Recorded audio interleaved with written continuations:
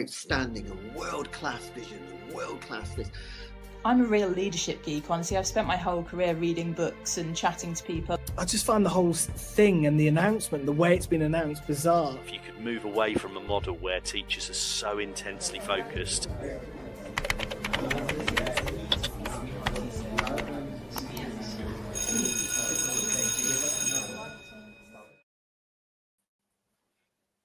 Hello.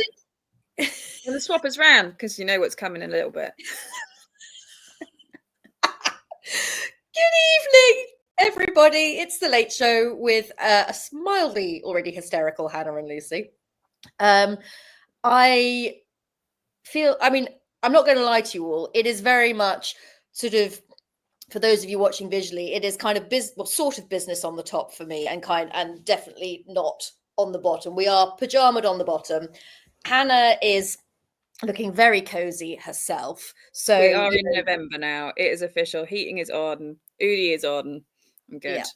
I've just realized that I've made a grave error in my tea choice this evening, because this is actually nighttime tea. So if I suddenly, I mean, I don't think I will doze off in a show because we've got a lot to talk about. But if I suddenly sort of get a bit droopy, you know why? Because I made the wrong choice. Lose you halfway through for a nap. I mean, when am I not all over the show? You know, I feel like the ADHD is ADHDing at the moment. So yeah, how are you doing? I'm all right. I'm in that weird stage where obviously I've handed in my notice and am leaving my school, and I've had a few weeks of the kids finding out somebody let slip quite early doors a couple of weeks ago, so I had to tell my year 11s, and I thought it was then going to filter through, and it didn't. But the year 10s found out today, and they were like, "Miss, are you going?" And I had to tell them. So it's just one of those. It's kind of different kids finding out on different days, and trying to explain it to them is quite full on. But I had some good news this week. After the last 2 years, and actually the reason that I joined Teacher Talk Radio was because I started my level 7 apprenticeship, and part of that I had to record 6 hours of off-the-job training every week, which included listening to podcasts and reading books. And then I listened and became a host at Teacher Talk Radio. So the whole reason I ended up in this here, I got my results and I got distinctions across the board. Woohoo! Which, like, I was literally like, I think I'll pass, but if I'm getting merit, I'll be well chuffed, and I feel like that would have been, I'd have scraped that, and I'll be proud of it. So I never in a million years imagined I was going to get distinction. So I'm well chuffed. I mean, Hannah, you know, as I kind of say every week, I sort of learn something about you. I don't think you've ever half-arsed anything in your life, to be honest. I get the impression from you that it's kind of everything or nothing. I don't know. A lot of those assignments were kind of hyper fixating one weekend, like all a Saturday, all a Sunday. Like there's a new tonic drink which is like a less sugary kind of Red Bully type thing, and like I drink one of those and just get to it all in one go. But that's just who I am. I get all the research and do all the stuff, and then I just hyper focus and do it. And I kind of roughly know what I'm going to do, and so I start like doing shows around those topics and talking about it. So obviously, like, get in the zone and get in the mood, and then when I get there, I just then hyperfixate. So if anybody's out there doing their level 7 apprenticeship and are listening and putting this down as their off the job training, I know how painful that is to do, then maybe you want to become a host and you can use it to help you. And I quoted myself quite a lot, which is quite entertaining. Well, reference myself, should I say, reference the shows, which is quite, because they're all anonymous, so they don't know that you're referencing yourself. But yeah. Oh, thank you, JBL, for saying congratulations. Thank you very much. No, great stuff, Hannah. And doing it alongside kind of, working full time and everything else, it's no mean feat, because every time I think to myself, should I do a master's again? Should I do a second master's? Should I I just think, no, you have a hard enough time actually doing your job. Like, let's not overwhelm ourselves. So, power to you. Well, that's the thing. Today I officially put my application in to do my MBA in January. So, yeah. That's your next trick? Yeah, well, it's a partnership with the apprenticeship. You do the apprenticeship, but then you do the masters afterwards. But a lot of people are taking because you can take 2 years to start it. So everyone else are taking a rest. I'm like, nope, I need to keep going, otherwise I won't ever get to it. I know how this ADHD thing works. Do it now or never do it. So yeah. Once you got to commit to the bit always. No, I know what that's like, and I'm on the hunt for my motivation again at the moment. It's and it's inspirational listening to you and listening to all the things you're doing, and I just I'm on the comeback. I think at the moment it's sort of starting to happen.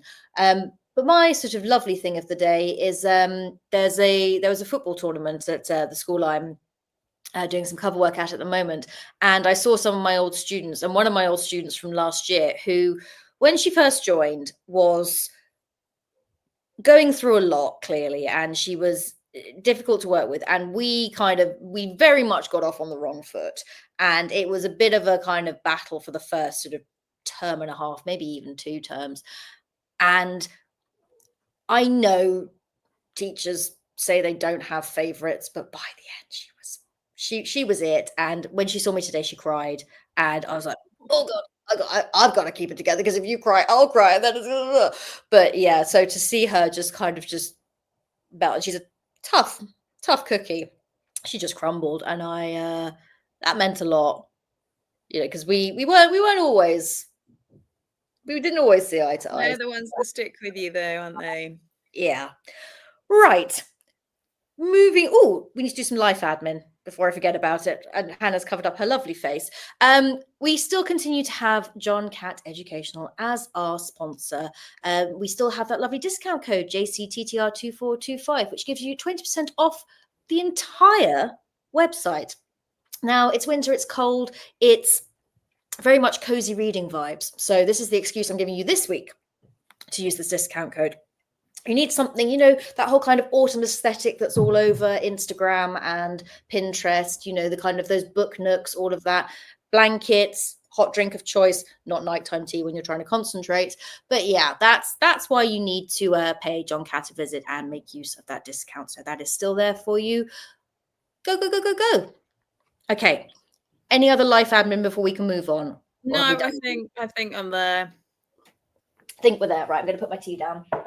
Okay, so Hannah, what did we decide to chat about this week? We decided to talk about the skills that you gain from being a teacher, but only from teaching, and like things that, like the positives that you can take into other parts of your life, but the things that you would have kind of never realized or wouldn't normally do if you're in a normal job. These can be fun or serious ones. So if anybody wants to message in and give us theirs, then they can do. But that kind of, what have we become that we wouldn't have been before if we hadn't chosen this career? Through this career, what have we become? Deeply deranged. No. We've developed a brilliant sense of humours. Yes, a deeply dark sense of humour for sure. To kick off, I had to think about this. And I'm going to start silly, because why not? The ability to hold in a wee. And I don't know, I mean, is this useful? No, not really. Has this backfired on me? Absolutely. Not that I wet myself, quite the opposite. Fortunately, this has only happened to me once, but I did end up a few years back getting an incredibly bad UTI. And I'll never forget, I was curled up in my chair in my classroom. Like I was grey, clearly not very well. The head teacher of the particular school, which of course shall remain nameless, came to see me and said, oh, do you think you can just push through the rest of the afternoon? And there was another teacher in the room, who I think just looked at her and went, you're kidding, look at her, she can't even stand up straight. So while in many ways it is a talent to be able to hold one's bladder, I absolutely don't advise it, because it can end quite badly, and I had to take very strong antibiotics for a while to clear that up. So life skill, maybe, but an ill-advised one. I thought when you put that in the chat about like that, I thought you were just joking. No, we're starting and going straight for the UTI at the start. We're committing to the bit as always. This is what you get from Lucy. Have I already lowered the tone? No, it's fine. Well, I'll give my life story because so when I was born, I had kidney problems, and I was like, is it yellow and jaundice and stuff? And one of my kidneys is smaller than the other, and I was actually put on the kidney transplant because like one of them wasn't working properly. And like, but then it started working. But obviously, I used to have to go a lot more than the others. So the fact that now I can last a whole day at school without having to go is I have, through teaching, I have retrained my kidneys to work properly. But do you drink a lot of water or no? Because I don't understand how a whole day is quite. Yeah, because I will quite often work out before I go to school. So I will drink a good litre before I even go to school. On those days, I sometimes crack and go early. But most of the time, yeah, if I don't work out in the morning and haven't drunk a litre and I've just had my protein shake on the way to work, because we've decided that's like the only way you can get to work and have breakfast, then yeah, that would be the only, and then that would be, I'd have a drink in the afternoon. But yeah, as soon as school finishes, then I'm off. But yeah, I can survive the day. Okay, so having having started with lowering the tone, I'm going to maybe bring some classiness back to the show. I don't think before I was a teacher I could speed read. I'm dyslexic, so I can't speed read, but I definitely can read. I read more education books and more interesting books than I used to read. That's true. I mean, to be fair, I really hated reading being dyslexic as a child, and it took me so long. The only way I got into reading was when my sister introduced me to Jackie Collins at 16, and then I was in and read every single one. I was traumatized by her passing. But I basically just read trashy chick lit for a very long time. And I think education made me realize that maybe I should spread my wings and read other books. Otherwise, I would still be there just reading. I don't think there's anything wrong with that. Is it Jilly Cooper's novels that have been turned into a TV show? Yes, I'm waiting. I kind of do a few months on each of them and then rotate round my platform. So I'm trying and promise myself not to have the same one, to have them all at the same time. I try and be good. So I'm on Netflix for Christmas movies, and then I will go back. I want to watch The Rival because it's got David Tennant in it, hasn't it? Yes, and he is marvelous. And I mean, this is not the show to be talking about that, because content not for now. Definitely pre. We've lowered the tone back again. We've done it again. But if you do want to raise your educational reading, then don't forget about that code JCTTR2425 and get your 20% off on your great educational books there. I'm going to raise the tone back up. There you go. Chicklet not included, I'm afraid. But yeah. Balanced it. I always like to have two on the go. A proper educational book, so I feel good, and a chicklet book. I'm about to finish my my Anne Boleyn book, which, I mean, she is my favorite of the wives of Henry VIII. You also realize what an absolute monumental sociopath he. I mean, we all know he wasn't great, and this is a whole other podcast. But it's interesting. You know, she has been misportrayed. So those historians amongst you, or those Tudor fans. Yes, that's been a good read, and I feel I'm digressing. No, I think that leads on perfectly, because I think an amazing skill that you get from being a teacher and kind of dabbling, covering lessons, teaching, especially in primary school when you're teaching loads of schools, we are great at a pub quiz. Yes, yes, I'd forgotten about this. Yes, you need a teacher on your pub quiz team, don't you? That's the only way. Yeah. Pub quiz extraordinaires, because I've definitely said this to people. I was like, I have few talents, but there is a lot of random stuff up there, from topics I've covered through to just, I mean, primary science is always a good one for random knowledge as well. Capital cities, I'm an absolute pro. Flags as well, pretty good. Stuff that you will never need until you are confronted with them down your local at Christmas, Exactly. probably. But yes, I think pub quiz knowledge definitely. And I haven't done a pub quiz in a while, actually. They normally kind of rear their heads again around Christmas, don't they? When everyone's kind of back in town and realizes that they need to do something to. Maybe we need to get some listeners on, and we should do a TTR Christmas quiz, and we'll quiz people on their pedagogies and see if people can get. We'll write our own Christmas quiz and see whether people can guess. Can we have some questions as well, though? Yeah, fun questions as well. Fun We'll questions. check their core knowledge and their understanding. They can have whiteboards. They can have whiteboards. Well, I actually something went blur through my body.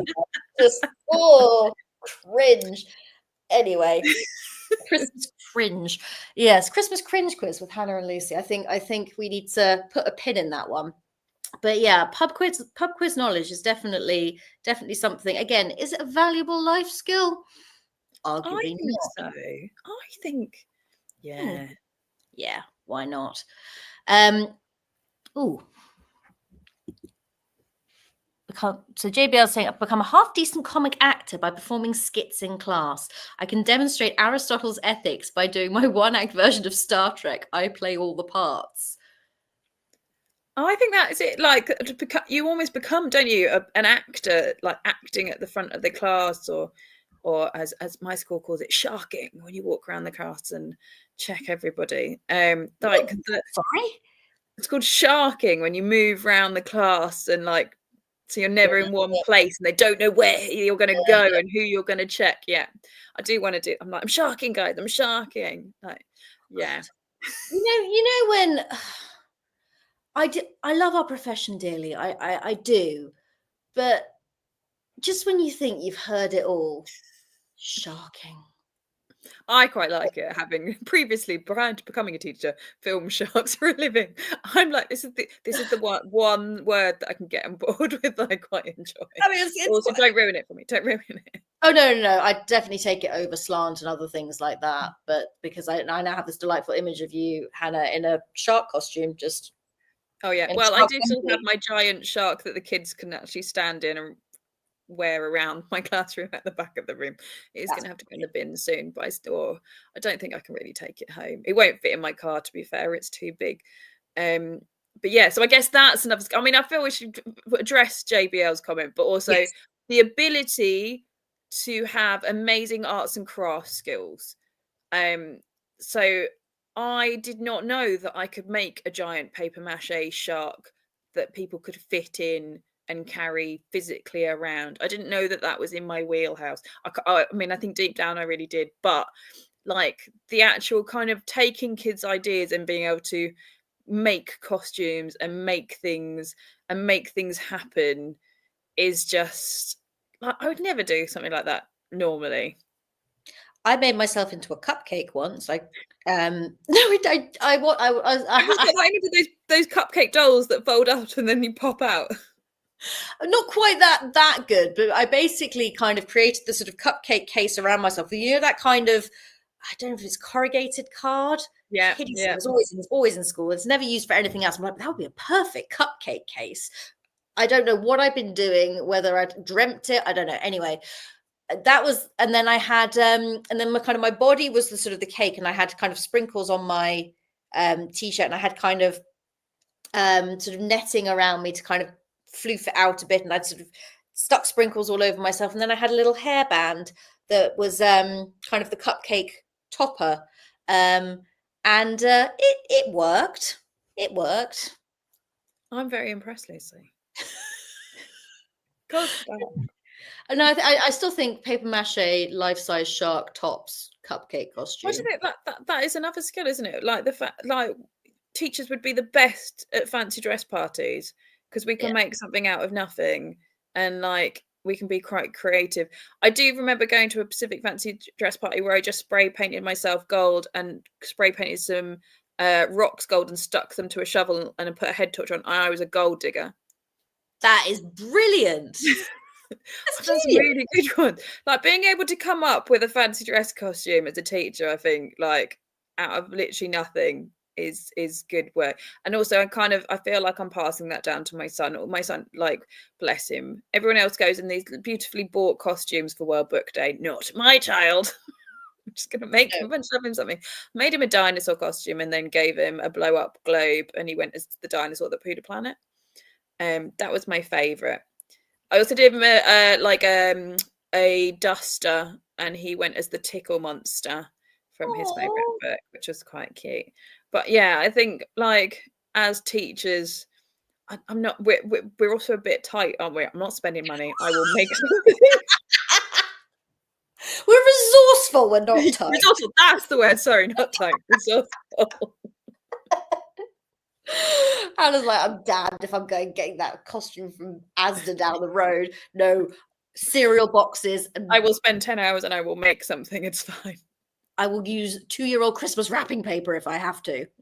But it's also the fact that, like, quite often SLT or somebody in the school will pop down, can you just make this? Is this possible? And I'm like, I don't think you know how many hours that's going to take me. But yes, it is possible. And then some.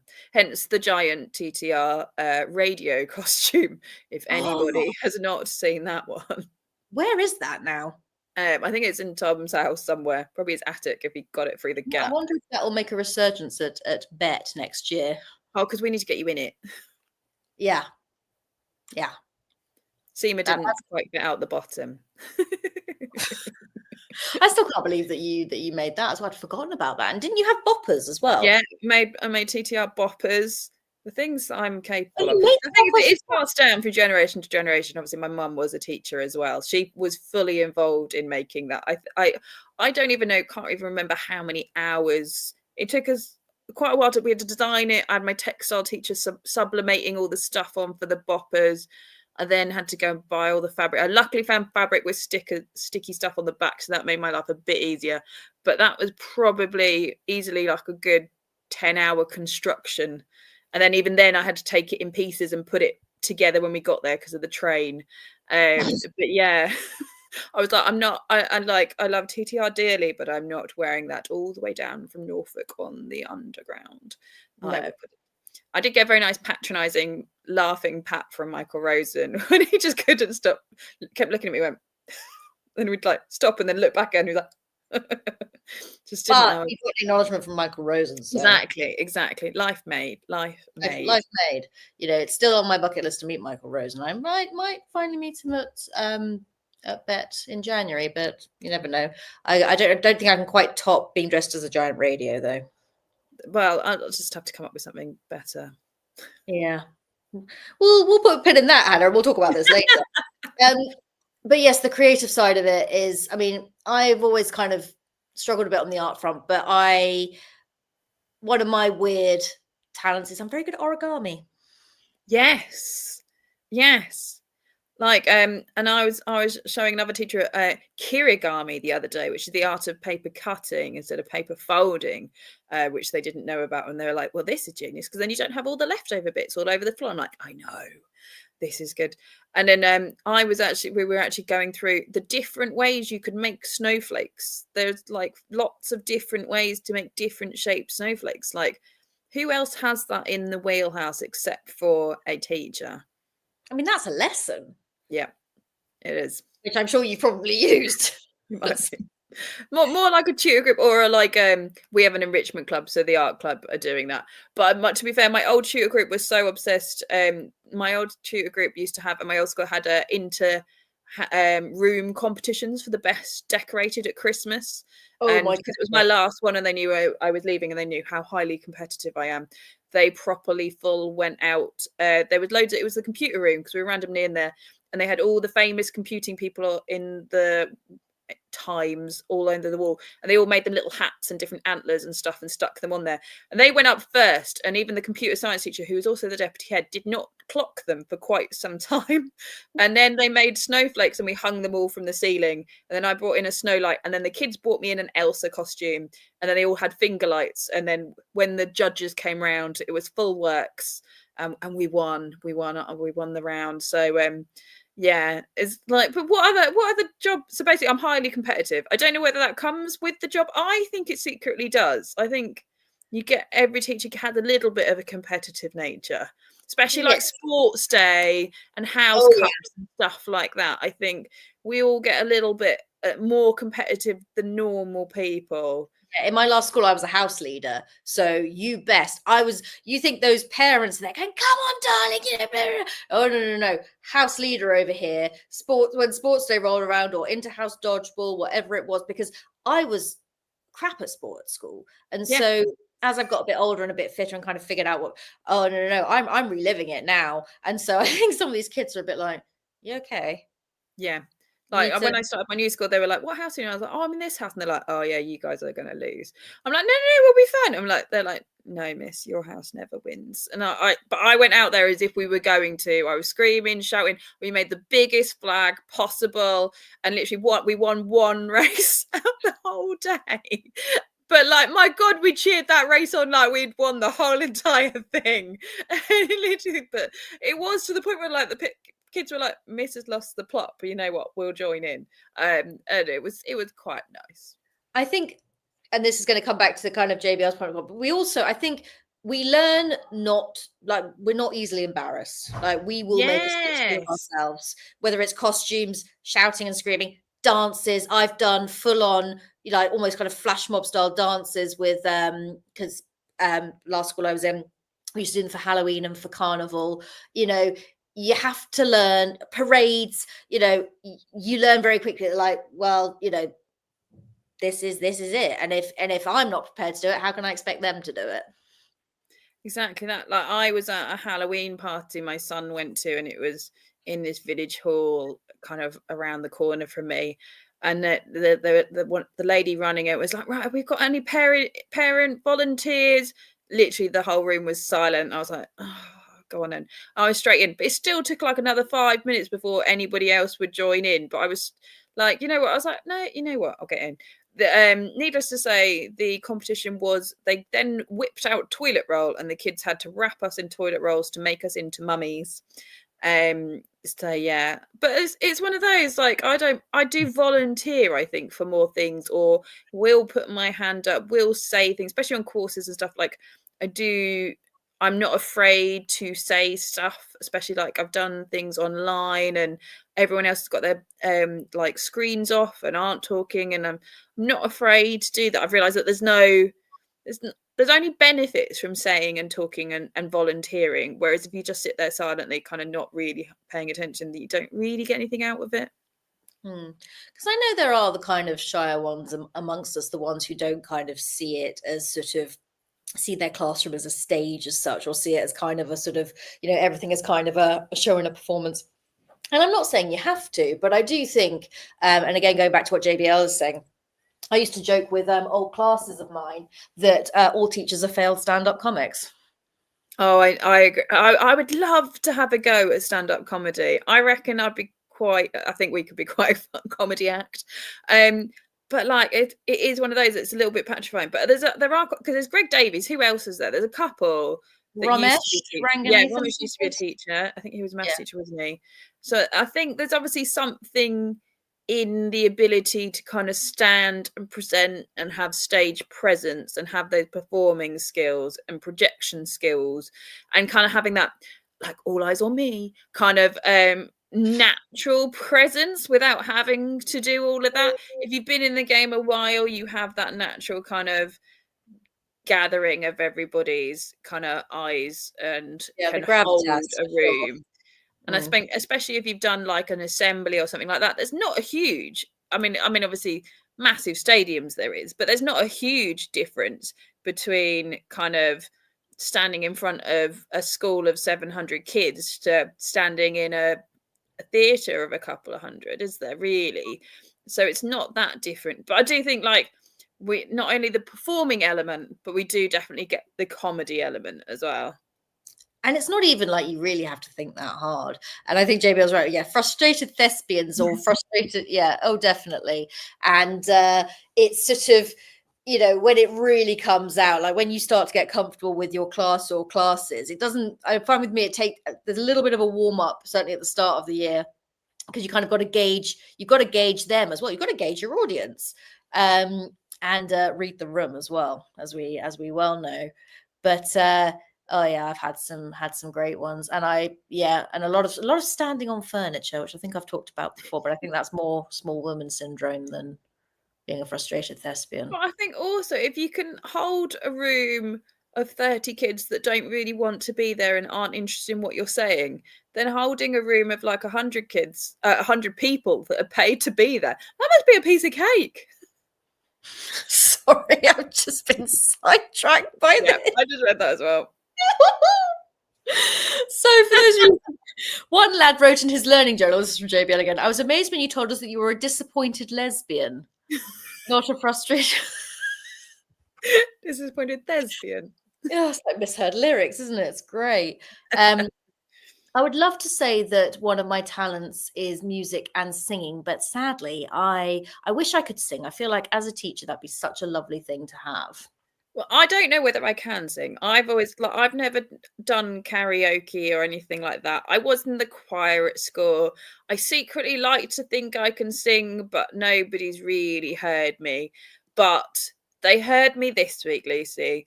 My whole of Key Stage 3, we had to walk down and we went to a Remembrance Day service in the church, and we filled the church, and I don't think nobody had pre-warned us that there would be singing involved, and all the words were up on the board, and the kids kind of all froze and didn't sing. And for me, Remembrance Day is a really important day because my friend David was killed in Afghanistan.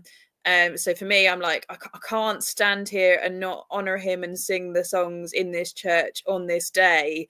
So I went for it, and I full pelted my little pulmonary embolism lungs out. So there's lots of odd breathing. But I was like, I can only hear myself and nobody else. And there's like hundreds of people in here. And to the point where somebody in the staff room went today, oh, you were really going for it on that singing, weren't you? Like, what, looked over and you were pelting it out. And I was like, I don't even know where they were, but they weren't sat near me.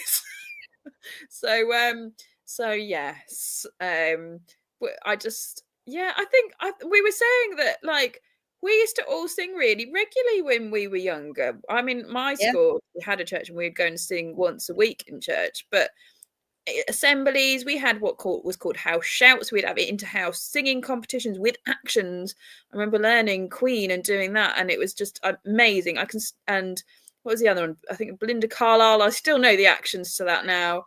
And like, but we don't have that as much in school. So like, literally the kids froze, and even though the words were on the board, they just couldn't sing. The vicar, bless him, was like, you may have heard this at a rugby match, you should recognize the tune. And I was like, oh dude, like, they're not gonna sing.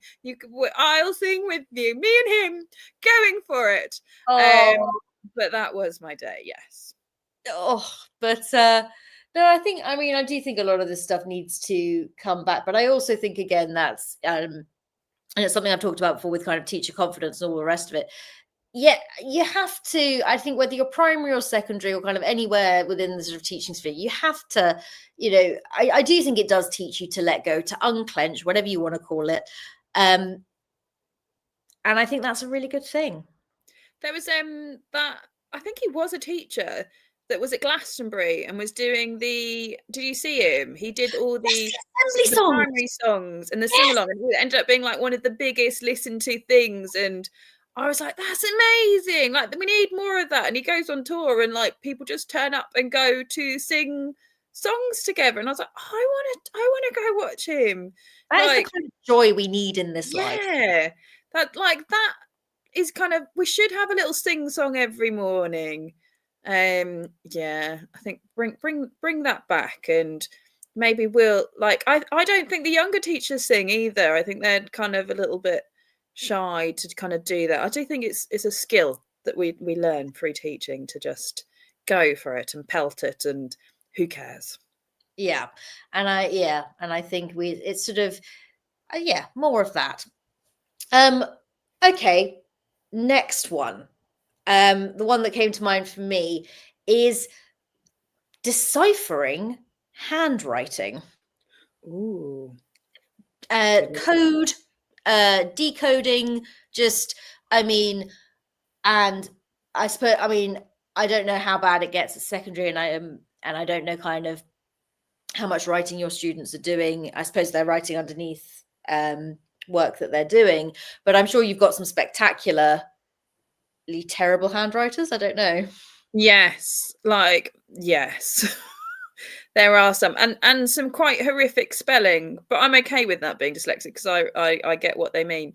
I do classically remember one guy though. We were talking about Vincent van Gogh's Starry Night, and he wasn't English and was trying to write about it, and he said that the night was mooning with a K in the night. Had a different Sorry, I'm just that took me. She's there. Well, I've got one for you from early on in my career. I don't know if I've told you this one before already. We were doing Robin Hood, and he meant to write Robin Hood killed a stag and didn't cross his T.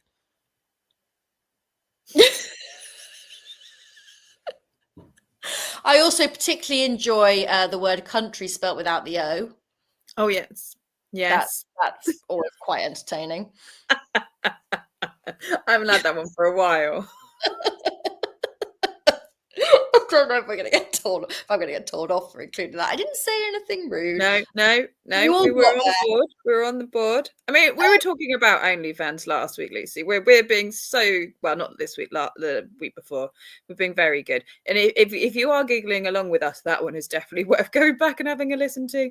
If you want to something lighter for your day. But also, side note, the things we've been sending each other since that show is just of kind of what you can get away with monetizing is truly incredible.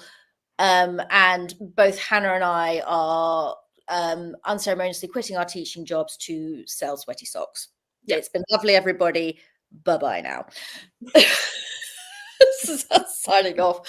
I think on that side, I think that is something that we get from teaching, that you get a stronger moral compass, and not like on your high horse, but potentially a little bit like, but that whole like, this is what is morally correct. This is how I need to hold myself. This is how I need to be in public. This is how I should speak to people.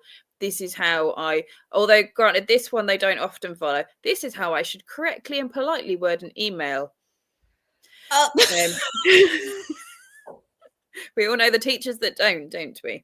That just go and write in and forget the hello, how are you bit. But generally, we are, I think, better citizens because we can kind of articulate ourselves, be polite, even when necessary, whether it be an angry parent. We have now got that tool that we can keep calm in situations and always be polite, but also morally know what's right and wrong, and for the most part stick to it. But I think there is a time and a place where teachers, I always like to think of it as like a separate like nightclub where teachers go to and they all let loose on the last day of term. You know what I mean? Like there's always a Christmas or a summer one where I've always been out in my city and literally the whole place is just all full of teachers, and it's just hilarious because it's like only happens like twice a year, and it's just like 20 different school teachers all in one place, and it's like, this is the day. And we never speak of this again. No. And then the rest of the year we are all prim and proper. So there's the odd slip, but for the most part, we are prim and proper and good law-abiding citizens that everyone should raise themselves to. And I suppose encompassed within all that is learning to have one hell of a filter. Oh yes. Yeah. And I think that is a life skill as well. I think you need to be mindful of who you're talking to. But I have definitely, the inner monologue has not always matched what has come out the mouth, and it's but also the ability. I mean, I don't know if you have this as well, but like I am probably a bit of a potty mouth generally. Bad thing to admit, but at school I can just turn it off. See, I'm like the first week back after the summer holidays is like my danger zone, like where it takes me a little while to come back. And I remember swearing at one child once, but he was in my tutor group and it was only a joke. It was a funny one. Like he asked for a high five and I went to give it to him and then he pulled away and I went, you little shit. But nobody else heard it except for him and the girl next to him. I was like, I'm sorry, it's the first week back after half term. I just when we swear all the time in the holidays, and they were just pissing themselves with laughter. I was like, you can't tell anybody. They were like, no, miss, your secret's safe with us. And they did. They kept it to the grave. Everyone else in the class was like, what are you two laughing at? You've got to tell us. And they were like, no, won't tell you. And they took it to the grave, bless them. But yes, that's the only time in 13 years that I have properly slipped up and sworn. But it wasn't like I was swearing at a teacher. I was a student. I was just like jokingly swearing. Yeah, it was just one of those slip moments. But yeah. I mean, don't get me wrong, like staff room and all of that's a free zone, but like in class, I don't know, something in my brain just goes. I mean, and don't get me wrong, there's, you know, it's I'm swearing up a storm in my head, but I mean, and I say this now, famous last words, and I'll go in tomorrow and I'll drop an F-bomb straight away. So, you know, I've probably dug my own grave there. I've dug my own hole. But yes, having the mother of all filters definitely, I think, is a good one. What else? I would say on that note, like selective hearing. Like I can hear like the specific words will set me off, and I'll hear a conversation the other side of the room. Other noises, I'm just like, they're like, did you hear that, miss? I'm like, no, I wasn't listening to any of you. So one or the other. Yeah, you're tuned in or you're not. And on the similar vein, being able to spot things. Yes, being observant. Yeah, I was out clubbing, and I observed when I went to the toilet some drug dealing going on, and the girl was very young, and I felt like an obligation because of my moral compass being a teacher. I was like, I probably could have taught her at some point. So I went and told the bouncers that they were dealing down there, and all I can remember that he had a black polo neck and a black kind of gilet on.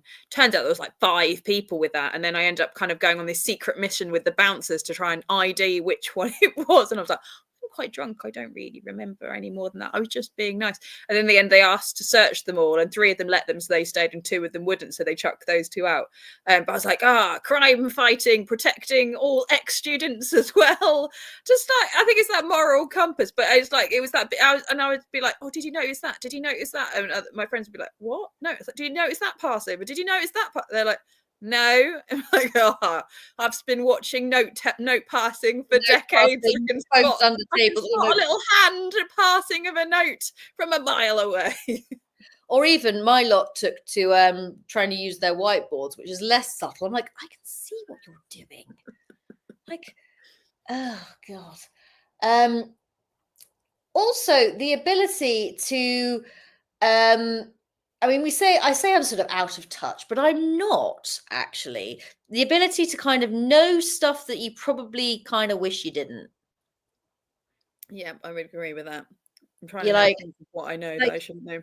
Like, I'm not being funny. You say skibbity toilet to somebody who does not work in a school, they'll be like, I'm sorry, pardon? What? Those are just sounds. You're just making sounds. Like, no. This is the height of hilarity at the moment. It's like I know more about Prime and KSI and Logan Paul than I ever care to wish to know. Yeah, I know, you know, about various games, influencers, and I'm like, okay. No. I just, all of that stuff. Oh yeah, Prime is disgusting. Yeah. I know how many sugars there are in a Prime. And a Lucozade and a Red Bull. Oh gosh. I remember one kid used to drink like a massive big litre bottle of like Lucozade first thing in the morning, and I was like, you can't drink that, like that's not healthy, and we'd take it off him and stuff, but he'd still have one the next day. So one day I brought in the lumps of sugar and I counted them out. I think it's something like 24, 25 lumps of sugar was in this Lucozade, and I stacked them all, but I had to pyramid it. It was too big to stack, and I was like, this is how much you're putting in your body first thing in the morning. Like that will hit you and you'll be really high and really happy and really excited. And then when that comes out of your system, you're then going to go and massively crash, and you're going to feel really low and really down and really tired and really struggle. And then that's your issue. You're having this constant up down. But yeah, so being able to say in really patronizing weighs how much sugar is in drinks and how unhealthy you are, and know all the horrible facts about certain types of food and sweets. I can, strongly say I have that skill. Also, on that note, the lengths we will go to make a point. Oh yes.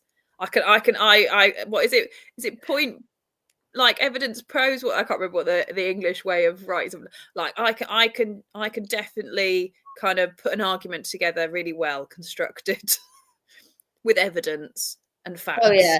And you know, and there's all, I mean, is there a pettiness to it sometimes? Maybe. But if it started and they haven't dropped it, you've got to follow that through. You can't just let it go. If they've back chatted, then you are following that point all the way through until they understand they should never have started that point. Yeah. And you know, I've definitely said multiple times, you know, you will get bored before I do. I can promise you. That's how, like, I go with when the kids all ask to go to the toilet at the same time in my lesson and they're not allowed to. I'm like, well, I don't get to go to the toilet. I didn't even really go to the toilet when I was 8 months pregnant. I had a bowling ball on my bladder and I still survived. So I've had a kid wet themselves once in my lesson, but it was a genuine medical thing. It wasn't because I didn't let them go. They were a sixth former. They could go. But I said to them, I've never in all my 13 years of teaching had a kid wet themselves. I will take the fact that you will not wet yourself in front of everyone over the fact that me saying no to getting you go. So if you want to wet yourself, go for it. If you're that desperate, let's play this game.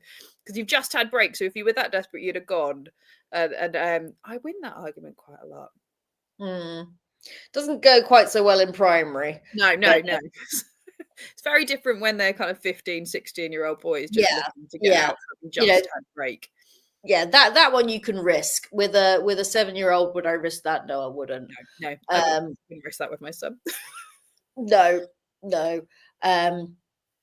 But I mean, you know who the kind of culprits are. I used to have a girl that disappeared for 15 minutes, and it was only when I raised it with her parents where I said, look, I don't know how to explain this to you, but either she is taking the mick and kind of, there's not a lot because I can't leave the rest of them, or there might be something else. And I just didn't know how to phrase it because I can't sort of say, I think your child has a medical issue that you've clearly neglected to deal with. Anyway, it turned out that, yes, it was sort of struggling with certain bowel movements. And then she was kind of, because that grosses her out, she then spent a long time washing her hands. And it was kind of a whole thing. And actually, I became really good friends with these parents on the back of it because they were like, oh yeah, no one's ever kind of, raised it with us, but before, we're so glad you took notice. I'm like, well, she was disappearing for a while. Like, I couldn't not say anything. So that was how did I get onto that? I've already lost. I don't know, but is that one of our things that you don't get grossed out as often? Like, yeah, I don't get grossed out. We had kids the other day bring in their tarantula's skin from when it shedded, and we came around and showed all the teachers, and it's like, yeah, okay, that's nice. You can go now. Like, nothing shocks or surprises me or grosses me out very often. I'm not going to say it completely because there's always a curveball that can happen, but for the most part, yeah, cast iron constitution. Yeah, although vomit I can't do, but the rest of it I'm fine with. And I think as a primary teacher, you kind of have no choice really. Although I do kind of say a sort of silent prayer every time I get on a coach for a school trip, because I think, oh God, just because there's always one. Although I have, touch wood, been quite lucky in the last few years, but oh no, the absolute kind of dread I go through. Miss, I don't feel well. You're just gonna have to I was that kid that I wasn't well before we left, and then we went on the school trip, and then I was sick. And my parents were away, and I was at boarding school at this bit, and they gave me a plastic bag to be sick in, but it had a hole in the bottom. No. Yeah, but my eldest sister was living in London. Well, my middle sister, but she'd been at the school, so the teachers knew her, was living in London at the time, and they had to call her and be like, "You need to pick your sister up when we get there from this place, and bring her another set of clothes." And literally, they just, my sister just bought a bin bag and just changed me in some alley in London. I was traumatized by that. But yeah, I was that kid. But I didn't get to, we were all going to see a London show. I never got to see the London show. I think, I want to say it was Phantom of the Opera or Wicked, but I vaguely remember, like, I still have not to this day seen that show because I'm still that traumatized. Oh, gosh. What's Fozzie saying? If I lean hard enough, they cave before the tears flow. Obviously joking. Yeah. I think that's what teaching changed. I don't think they cry as easily as they used to. I used to be able to I used to have at least 1 or 2 cry a year.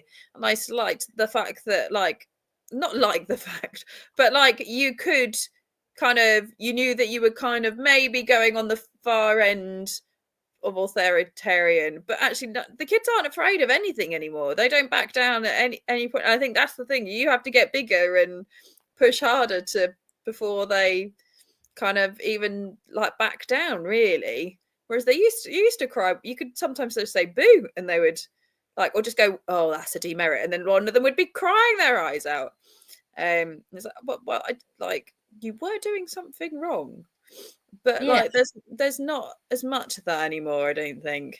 No, and I think on that note, our adaptability, like we can, because it's never the same, and you learn very quickly. Okay, so and so is having a terrible day, and you just, you know what to do. Yeah, good in a crisis as well. Yeah. I think, like, I mean, I granted before I was a teacher, I was a beach lifeguard. So, and I've had a few kind of quite serious incidents, but I do think just teachers we're just like, somebody will be like, oh, like my son, bless him, the other week, I think I did talk about this. I got a call from his school going, oh, he's got a head injury. And I'm like, oh, that's fine. Thanks for letting me know. He'll be all right. And they're like, no, there's quite a lot of blood. You do need to come. And I was like, okay, I'll be there. And actually then there was quite a lot of blood. And then I was like, they're like, yeah, you are going to have to take him to hospital. I'm like, oh, I just thought I could just mop him up and leave him there. But no, I did have to go get the car and take him to hospital. And they saw him and they cleaned him, and it wasn't too bad. It was more blood than like the actual injury kind of actually should have had. And then I went and dropped him off to my mum, and then I went back to work really nonchalant. I was like, bye kids, see ya. I know you got a head injury and we've been to hospital, but I've got period 5 and 6 to go teach. And I did. And then, but he bounces back. So he was cooking with grandma and made her take her to the park. And I said, specifically for concussion reasons, we're sitting still. Did not happen. But yeah, back to school the next day, and literally the teacher was like, we did not expect to see him today. I was like, he's fine. Look at him. He's absolutely fine. But if he starts feeling wheezy or dizzy, then let me know. I've got to take him back. But otherwise, he's fine. Like, I think we're okay in a crisis, but also we're like more nonchalant. Yeah, we almost kind of take it to just dose him up and send him in. It's fine. But we also do this to ourselves. Yes, we do. That is a negative. I'm like quite excited that I'll go to a job where if I'm sick, I can just be sick. I just don't do work. Like, how? Like, I'm like, what is this strange, weird life that if I'm ill, I just go, I'm ill, sorry, and that life just stops. I don't have to set cover. I don't have to go in. I don't have to struggle through my day because that's easier. I can probably just rest for a day and go back in and feel fine and produce twice as much work in the next few days. Like, I'm curious to know how this works. Like, if I genuinely am ill, will I then just get better quicker rather than feeling ill for weeks? I'm intrigued. To the outside world, no. I mean, obviously I'm still like a couple of months away. What's it like in the outside world? Tell us everything. Yes, you're going to have to report back on that one. Yeah. God. But I mean, I wouldn't say, just to caveat what we're saying, martyrdom is not a life skill, and this is something we talk about regularly in terms of well-being and all the rest of it. you need to take care of yourselves as teachers, and it's taken me a long time to learn this. And the guilt is still there when you have to when you do have to admit defeat, and when you do have to. But of course, as we head into flu season and all the rest that goes with it, we need to just be mindful of ourselves and do that well-being check-in. So you even shocked Leanne there, Anna. Well, like this, you're talking to the girl that took her laptop to the hospital while she was having a pulmonary embolism. I was like, I might be here for a while. I'm just going to take it and get some work done because, like, yeah, it's going to be a novelty. I'm like, what is this stopping thing when you're ill? It's going to be. Hang on, you were in A&E? Yeah. In the waiting room? Yeah, well, this is I'd been, obviously they didn't believe me because I'm too young to have a pulmonary embolism. So I went the first time and was up there all day, and they x-rayed me, which doesn't show pulmonary embolism, sent me home to then call the DVT line the next day going, I still have all these symptoms. They're like, no, you need to go back. And I went back, and then so I kind of knew, and they were like, well, tell them to admit you. So I knew it was coming. So I went, and this time they did scan me and did find the pulmonary embolism. And they were like, right, we'll admit you. And then another doctor came on and then sent me home. So I knew I was kind of, I was like my third time of going up. So I knew how long I was going to be there for. And then I got sent home. But then I called the DVT going, I got sent home. They didn't change the medication. So I don't know which, I know you said they should have. And nobody's called like they said they would. And they were like, you need to get back up the hospital again. So off I went. So yeah, I was just like, am I in work? Am I not? Am I in work? Am I not? Kind of like, yeah, I'll just take it because I can write my cover. But like, I wish, because reality wise, I think that teacher mode is that we don't realize we downplay everything, don't we? Like, I was in school when I was having that pulmonary embolism, and I still blame year 9 period 5 for it, because I remember getting really short of breath trying to teach those. And another teacher came in and went, you haven't got your report written for your ECT. And I was like, I've been in and out of hospital with a broken foot and a DVT. I said, I'm really not feeling well. I feel really short of breath. I just don't have the energy to do it. I'm really not well. I was signed off, but I'm here anyway. So I can't do that. And you were still there? Yeah, I was signed off for 3 months, but I took a week and went back in, and then got signed off for another 6 months after the pulmonary embolism, but lasted 3 weeks. And one of those was half term, and went back in.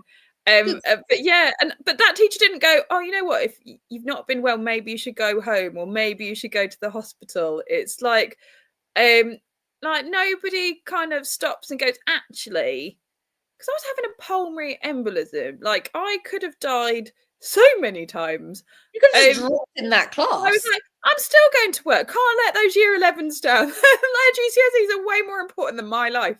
Because I do your life, Hannah. But that is kind of what we almost do, isn't it? We just all just keep going. But yeah, not a proud one. No. So Leanne is inputting exam data whilst listening. Such multitasking. Why business and industry not want us? Because we show that ability to multitask is definitely one of them. Definitely. I am such a good multitasker. I can reply to emails, I can write cover, I can teach a lesson. The amount I can get done in an hour is insane. I can write a whole entire scheme of work whilst teaching a whole full timetable and have that done in a week. Like, the amount that I can do multitasking, I'm quite intrigued, because I don't hope the new job aren't listening. I mean, I'm really slow. I feel like I'm going to have to slow down and work slowly, because otherwise I feel like I'm just going to have a whole day to do something. It's going to be insane. What do I do with a normal whole day? How do I just have one thing to focus on, not like loads. Like, that's for me is going to be so bizarre. But yeah, like I would hire a teacher in an instant, because our ability to work hard and multitask, and the amount we can, because this is the thing, you're planning essentially 4 or 5 presentations a day. Most people in most industries struggle to get 1 or 2 done a week. Like, I can properly present a full thing, start a plenary, all my facts, really engaged, and my outcomes. like I can really, and not to mention scaffold it for all the different abilities, like the ability, like whereas not, I think that's the thing. I think that's why I've got my distinction with my masters. It's because I can present things relatively well because of how teaching it is. Because the apprenticeship was for anybody, but actually, I think that ability to kind of present as a teacher, you can kind of do that. You learn those skills and learn those, and you can kind of think on the spot. And as well, I think that's when teachers are interviewed, that's quite a good interview skill as well, that you're able to think on the spot and answer questions and kind of give evidence. And I think that's something that we're quite good at. Also, but we're also quite good at, and again, this is not advice, but we have all been known to do this, the ability to wing it. Yes. And look good doing it. Like the amount of times I may have read the date wrong and it's not the lesson I thought it was going to be, and then the class walk in and my face drops and goes, I haven't planned for this lesson. This is going to be interesting. But actually, they're quite often the best lessons, and I can, yeah, I do love a bit of winging.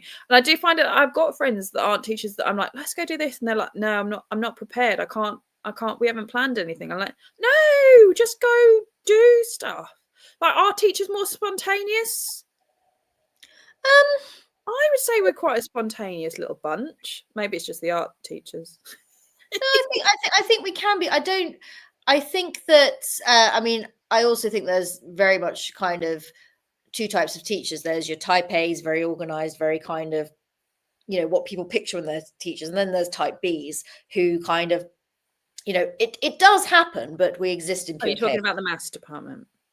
Oh no, I'm very much type B. Like, I exist in absolute chaos, but it does work. Kind of like you come in and you're like, Christ, what on earth is happening in here?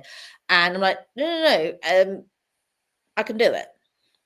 Yeah, but I think organized, I like to describe myself as organized chaos. Like, I know where everything is, but it may look like a bit of a mess. The same as the lessons, everything is planned out. Like I've said before, you could test me and ask me what I'm teaching for what year group in what week of the year, and I could work it out and tell you right now, like exactly what that lesson is going to be roughly. And I can I've got everything done, so I can kind of wing it. You could teleport me months in advance and plonk me in a classroom and I would be okay. Like, and even like when we came back from the remembrance service and we were early, I was like, okay, now I'm plunked into a classroom and I've got these kids for half an hour that I wasn't expecting to have, and I've got to do something. But I think it comes as a skill the longer you're in teaching, that ability. I think some people don't, and especially earlier careers teachers don't. But I think it's a good skill, but I think it's not one that maybe all people have. No, but and also I think it's one to not kind of stake your life on it. Like, use sparingly, that one. Know that it's in your arsenal, but don't, because if you wing it too much, then that's not a good. No, if you're winging it on a weekly basis and you have no structure and plan, and you don't know why you're teaching what you're teaching and where it fits within your lessons, then that's not right. You should know why you're teaching and what it is that you're trying to teach, if that makes sense. It shouldn't be I don't know what I'm doing, I'm just going to do something, I didn't have time. It needs to be, there's always time to kind of twist things and add things. Even if you've read something on the news or heard something, you can add it in, but it needs to have context and be relevant and kind of make it good. Yeah. Leanne was practice Xmas songs for the nativity to get them to the home time bell. Timing is our friend. Yeah, so I like just filling those little gaps. And the best teachers, because some teachers go, oh, just read. But the best teachers are the ones that go, you know what, we're going to do something, and this is what we're going to do, and we're all going to do it together. And actually, they're probably sometimes the kids' moments to best be remembered as well. Oh yeah, I have so many games and things in my back pocket as a primary teacher. Actually, my teaching assistant, who'd done a lot of work at kids camps, turned to me partway through last year, and he was like, "I've learned, the number of games that I've learned from you." I'm like, "So you've learned nothing else from me." I mean, not that I expected him to, but added a few games to his back pocket. I mean, it's all relevant, really, isn't it?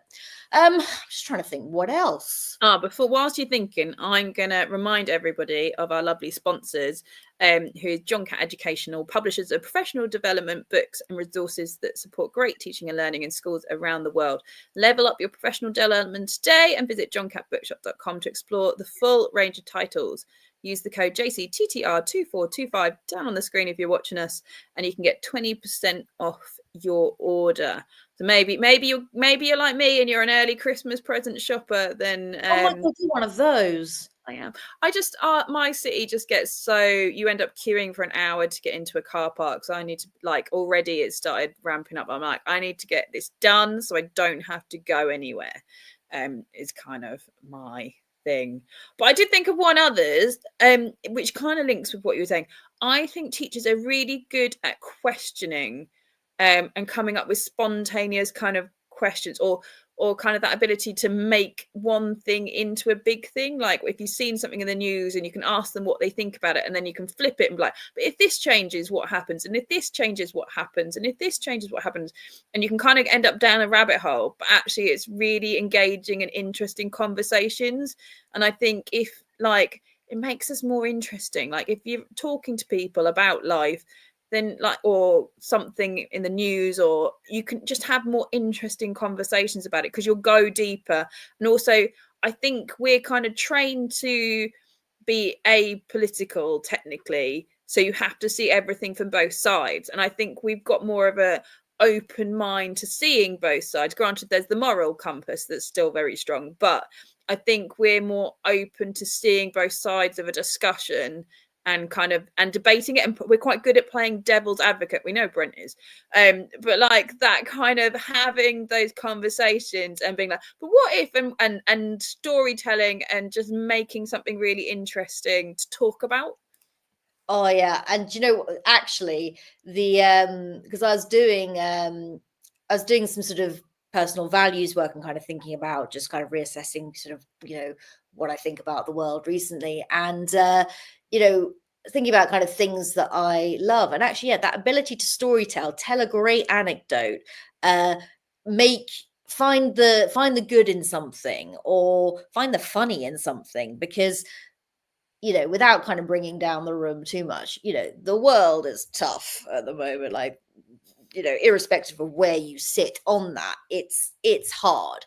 And so, yeah, to be able to kind of rally people and to be able to sort of almost, I mean, I'm not sort of suggesting that kind of living in a sort of bubble is a good thing, but to be able to create that safe space, I guess.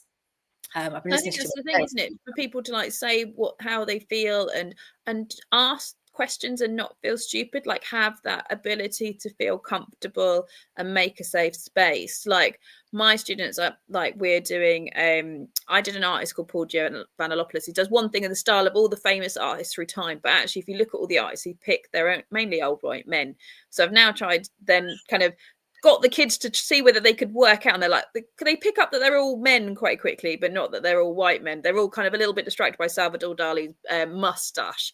But then we get to the point, then I introduce them to loads of new artists, and we talk about lots of different things, and we talk about the Gorilla Girls, who I love, and they take Botticelli's picture and put the gorilla head on it and be like, do you have to be naked to be in the Met Museum? Because under 5% of the modern artists are of women, but 85% of the nudes are of women. And kind of we talk about that. And then there's another one of theirs that women get paid 2/3 what men do, but women artists only get paid 1/3 of what male artists do. But I didn't realize that I'm teaching this to Year 9. Year 9 have never discussed the gender pay gap before. So I end up going on a little rant and talking about that and explain that, but why, miss? Why this? So then I end up going on a rant about how, men will apply for a promotion when they take 50% of the criteria, but women will only apply for 90. So not only are we not getting paid as much because we stopped and had children, but we're not getting promoted because we're not applying for jobs. And also there's the unconscious bias that men are more likely to be employed in the first place. So it's and they were just just suddenly the questions started firing, and we have loads of different ones. There's Adrian Brandon, who did George Floyd, and he paints him for 1 minute for every year that he was alive, to show that his paintings are incomplete, to show that his life was cut short. And we had Jean-Michel Basquiat, who was sponsored by Kanye West, and when he died, Kanye changed his look to look like him in honor of him. And I'm like, you guys don't know what Kanye West used to look like. Not Kanye West, sorry, Jay-Z. Jay-Z changed, because it was Jay-Z and Beyonce. I was like, you don't know what Jay-Z used to look like. He did not have hair. Yeah. Like, he looks like that because when he died, he changed and modeled himself on that, on him when he died, because he owns a lot of his pictures, and we didn't know till the Tiffany's advert they even had some that were secret and stuff. And like, and then I've also done one where we did Jason Decary's Taylor, where we did a statue. He does statues underwater to grow coral, to talk about coral conservation. So I made the kids all design their own statue. What would they pick for their statue, for the cause that they wanted to do? And they all had to explain what thing that they were picking for and doing. And it was really interesting hearing all the little things that they were interested in. But actually, it was like this real safe space for them to be like, well, I want to do racism in sport, and I want to do this, and I want to do homelessness, and it was, I want to do mental health, or I want to do anti-bullying. And it was kind of really sweet for them to all kind of open up and have that safe space and that safe conversation. And I think a lot of people do shy around. I think as teachers, we're not afraid of the tough conversations and the tough topics. Like, we will discuss them and we will talk about them. And that's kind of a place, that's the thing. I feel like they're going to see it. They're exposed to it on social media anyway. Exactly. If nobody's having the opposite conversation and doing the counter, and I never go, oh, this is right and this is wrong. I go, well, this is what this says, and this is what the facts say about this, and this is where the kind of middle ground kind of is. And I think we're quite good at being diplomatic in that way, but also kind of having that safe space, but also really there needs to be more time for that kind of thing, to be teaching our kids so that they are making the correct informed choices, and teaching them how to have those correct choices, because that's, I think, is where the issue is going. We've gone a little bit topic, but they're really different skills. I wouldn't be that confident in doing that if I wasn't a teacher. No, I don't think I would either. And I do think it's important, as you say, that to be able to assert yourself, and to be able to kind of do it in a way where, just because,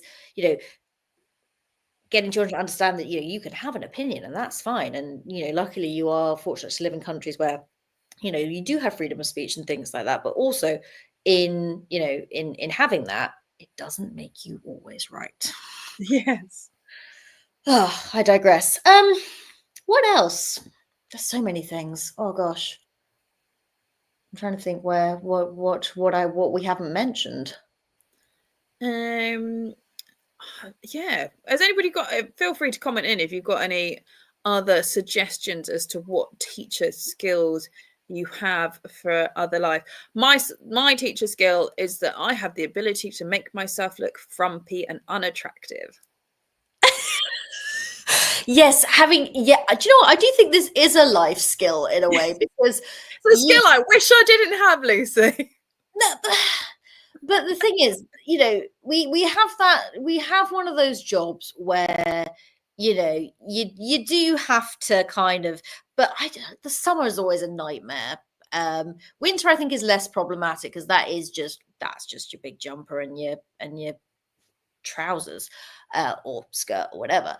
But no, the summer is always an absolute nightmare. So I think the ability to dress for the weather, yeah, without the skirt being too short, or the top being too low, or having too much skin, and then having like a good frumpy cardigan, owning far too many cardigans, and having shoes that are smart enough but fast enough to get to duty on time.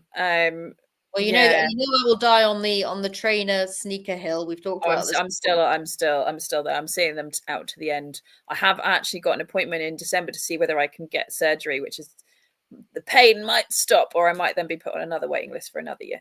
2 years ago, I broke my foot now, and I'm now maybe going to see a doctor about it. Oh no, the do you have a Um, particular art teacher jumper, Hannah? I don't.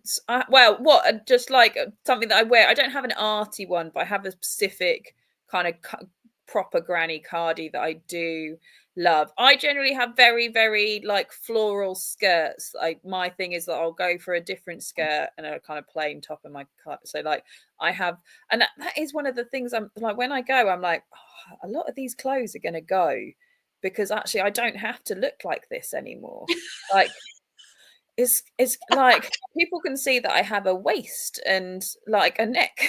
Like it's it's like I don't have to because that's the thing. I think I'm conscious of my figure and stuff, and I like I just yeah, I'm conscious that I will look at other stuff, and I look at students as well. I'm like, oh, that skirt is far too short. Like, and I can't have anybody look at me like that. I just have to I wear very frumpy clothes because I feel like that's the thing. But then people still think I'm younger than I am. So I'm obviously not dressing too old quite yet. I'm not quite there. But yes, that I'm there there's going to be some like real classic teacher like dresses and skirts that might go, but also I'm a bit like nostalgic about them. Like I've got like but the thing is I've still got the skirt and shirt that I wore my very first like teaching job. I don't think I certainly couldn't wear it now that I've had a child and my hips are wider, but I was quite snazzy and quite like young and pencil skirts and nice patterned shirts and quite trendy to start with. But it's definitely the longer I've been in teaching, the frumpier I have got. I mean, I can just see your vintage now. How you're going to ideal for the art teacher Yeah. that wants to, or indeed any teacher. There are some built-in paint splatters that have not come out. Yes, Basically, that's all I wear. Anything with a pattern so you can't see where the paint's been is it. adds character. Yeah. Lives That is it. my top tip. Teachers that you wear stuff that you can't see stains on. Like I don't own white clothes. I don't do No. teachers own white. There was a teacher in our school that wore like basically a cream suit, like cream trousers and cream jacket and then a dark shirt. And I'm like, what are you doing? You can't wear that in a school. Like what if you sit or brush against a child like on a seat or brush against a child? You're just gonna end up Or spill filthy. coffee, or Yeah. get paint on you, or a whiteboard marker explodes, or any number of things that can. I'm like, what confidence do you have in yourself that you could wear white in a school? That is a bold choice. Yeah. Clearly But not like, been teaching that long. hang on. So cream jacket and trousers. Yes, with a dark shirt. Yeah. I'm I like, mean, I've not seen such boldness in education in a long time. no, So, best dressed person was my first head teacher here, who was he just wore the most fabulous shirts. He just always looked, even when he wore tailored shorts, he looked put together. And I'm like, I don't know how you do this. Yes, my mum was always concerned that I'd go to work looking a mess. She's like, you're a teacher and people look up to you. You can't wear a hoodie. I'm like, I'm not wearing a hoodie. I mean, my mum does occasionally go like, I think that one needs to come out of rotation now. That one's had its day. Yeah. If you know you're on your it. Like, but I quite like it. It's comfy and it's easy to move around. It doesn't matter. I wear it on my paint days. Yeah. I think the ability, I don't know what else we've got. The ability to plan ahead, whether it be like I don't know whether I can plan ahead my life though, like I do teaching. No. Well, this is interesting. I do think there are some skills that like are in the job, but then you ask me to apply them to my life, and I'm like, you made like the multitasking, for example. I can do that at work. Ask me to do that to my life, and I will cry. Oh no, I'll like listen to a podcast, be cooking something, have something else on the go, and be done. Yeah, I can kind of multitask. Well, the podcast and cooking is fine, but like actual kind of household chores, that's where the ADHD really kicks in. Yeah, like, that's the thing. I can't do one room at a time though. I will do 10 rooms at a time and do like one thing out of each of them. Oh yeah, like I'll put the laundry in the machine, but I won't turn the washing machine on because then I'll realize that there's some dust over there. And I'm like, well, I thought I turned that on, but maybe I didn't. Then I'll forget it even happened. Oh God, nightmare.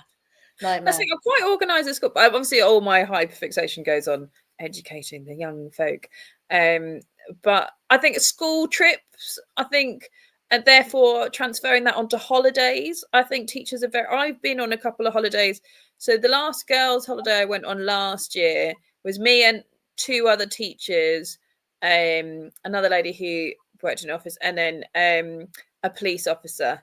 But it was the most organised thing you've ever seen. The police officer was the wildest stuff I saw, obviously, but it was quite funny. That just like the real organised. Right, today we're going to do this. We're going to do this. Well, these are the options for lunch. Where do people want to go? Right, then we've got time for some shopping, and then we need to be back at this time. We'll do this, and then we'll go out and do this.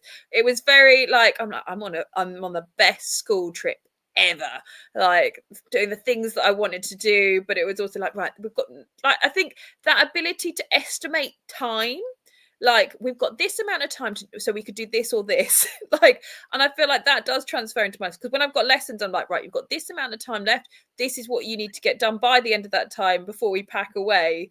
I can put that into my life. I'm like, right, I've got half an hour left. I know that I could get this done in that half an hour slot, and that's probably all I could manage. And like that ability to work out how time works quite well in segments.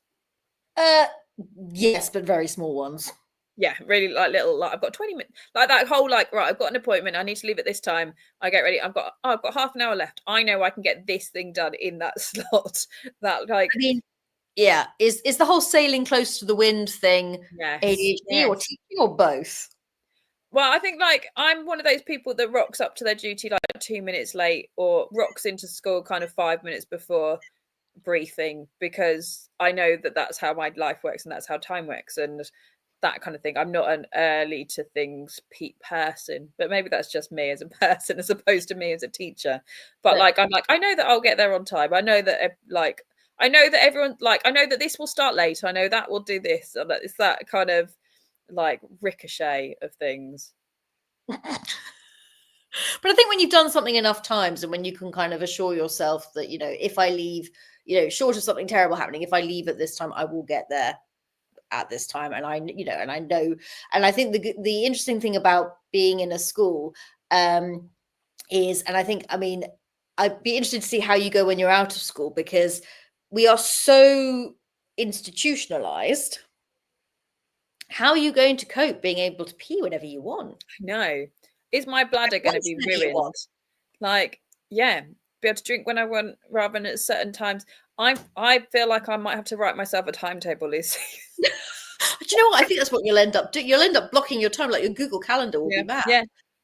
Because isn't that what people say? Isn't that a technique that like blocking your time is meant to be help you be? Like they sell that as a skill, as a life skill for people to be more productive. Basically, it's just teaching.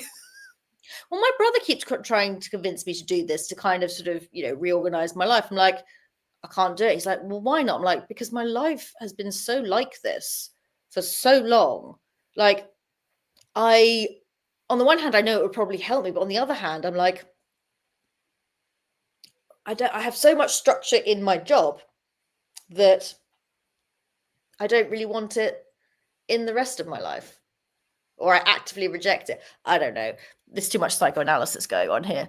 We've got a couple from JBL. Oh, hang on. Go for the first one first. We've got most people are terrified of public speaking, so we are useful in many situations. And I do agree with that. Like, we're happy to stand up and give good speeches. But according to one survey, when it comes to funerals, most people would rather be in the coffin than giving the eulogy. Public speaking, not death, was the number one fear identified. Just had to give the best bit, but we got to the second bit. I can do it, girl.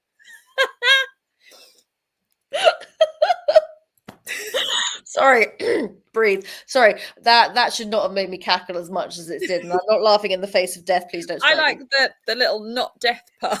Just check it. Yeah. Just reiterate it. In case you weren't clear. Yeah. I think a lot of people, I mean, because as we said, most people don't get up on their feet and do what we do. And it is, you know, not only do you have to plan those shows or write those shows, if you like, you then have to deliver them for 6-ish odd hours, not to mention all the other stuff. And it was quite interesting. And I was first starting teaching, I was part-time, so I was teaching like 3 days a week, but I was also still visual merchandising at Zara, and I got asked to present a visual merchandising presentation at Olympia, in the big stadium in London, where there was a fashion event. It was one of the buying events where basically companies go and buy their stock for their stores, and I had to do it on this big platform and this big stage. And I wasn't like, I think there was like hundreds of people there. Like, I wasn't as scared as I thought I would be. Obviously, I was still quite young, but I think teaching just prepared me for that. Like, I was quite okay standing up and presenting with, I was well out. I don't know how on earth I got invited to do it, but I was well out of my depth. But I was like, you know what? I can stand up at Olympia and do a presentation to people in the industry that I do part-time on the side of my teaching job. I had done it full-time before I got into teaching. I was like, but yeah, I think it just gives you that ability. Even if you are really nervous, you can't show it. And I think that's another skill. We're quite good at faking it until we make it, or not letting on how we're feeling. Like, you can't let the kids know you're nervous. You can't let them know when you're having a shit day. You can't let them know when you're like actually really happy either, because but like, it's, I remember especially like teaching during my divorce and during the state, like the parts of my abuse and stuff, but I'm going and crying in cupboards and coming out and teaching, and like, you, I don't like, other than bar one or two kids occasionally walking in when I was on the phone and full blubber, I don't think any of the kids had a clue. They just thought I was always me. I was always switched on. And I think that's quite hard, in the fact that kids need to know that you're human as well. And it took me a while to realize that actually you can let the kids know when you're having a crappy day, and that's normal and things. But I do think as teachers, we're quite good at bottling things up and putting a facade on, and I think sometimes that transfers to our personal lives as well. We're not very good at letting people in and letting people know when we're struggling. And the same as in school as well. Not colleagues, not telling them when you're struggling, battling through things. Like, if you're struggling with a deadline, the odds are that everybody else is as well. And actually, this is just an unreasonable requirement of SLT. And if actually everybody spoke and went, we can't get this done in this time frame, you need to give us time to do this, then that as a collective voice, you'd have a better kind of outcome. But we don't talk about it. We just get it done at a detriment to ourselves quite often, and just, we don't talk and don't let other teachers know when we're struggling, when we really should. Yeah, no, I agree. And I think that we need to be better at, advocating for ourselves and ensuring that, those of us who've been in the game a bit longer, excuse me, hiccuping partway through a sentence, and, those of us who have been in the game a bit longer, making sure that those who are newer to it are aware of this and are aware, that, sometimes it is okay to stop, and it is okay to have an off day. And it's, you can't kind of, you can only wear the mask so much. I completely agree. And that's the thing, like, teaching is so much harder than the outside world knows, but actually there's so many things that you kind of gain from it. And I think also, like you said, like that kid that you said at the start that you didn't have the best relationship with, and then it developed and you almost cried when you saw them. I think that's one of the best things about teaching, is that we don't give up on people. Like, we can see potential and we're good at lifting people. Even if we don't necessarily do it with others, we should do it more within our own profession. Yeah. But actually that ability to not give up on people and to always be there and kind of keep going is kind of something that I think that is a skill that we don't use enough of, but we all do on a daily basis for our kids. But actually we should do it for ourselves and our friends and our colleagues as well. Do you know what? I think this evening we've done a better job than that whole DFE get into teaching ad nonsense that drives me nuts every time. I think it's just someone talking Exactly. about They just should play us as an advert. I think, you know, the fact that we have spent, you know, almost 90 minutes talking about, I mean, some perhaps more valuable life skills than others. I mean, I do think the pub quiz one is the winner in all of this. 100%. But I do think that, yes, we are going to be look out for our advert for Get Into Teaching, not sponsored by the DFE, probably. And if you're listening, don't get cross with me.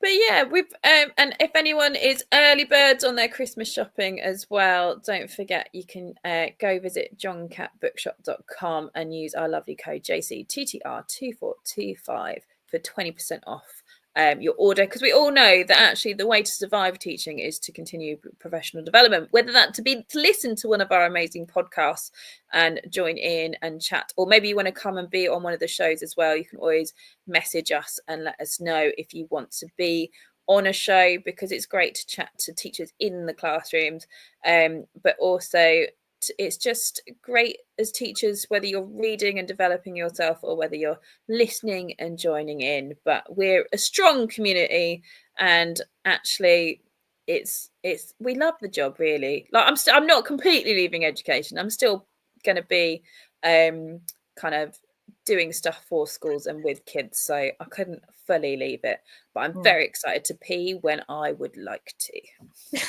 Just quickly before we go, I believe Catherine Tyler is on after us this evening. Am I right in thinking that? I believe so.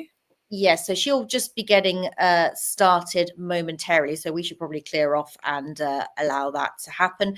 Thank you to those of you who have tuned in. Thank you, JBL, for saying that teachers obviously can be great broadcasters as well. I think that's playing into our whole thespian comedian thing. But yeah, we will do this all again very, very soon. So thanks, Hannah. I've had a laugh. It's been great. Bye-bye, everybody. Outstanding and world-class vision and world-class this. I'm a real leadership geek, honestly. I've spent my whole career reading books and chatting to people. I just find the whole thing and the announcement, the way it's been announced, bizarre. If you could move away from a model where teachers are so intensely focused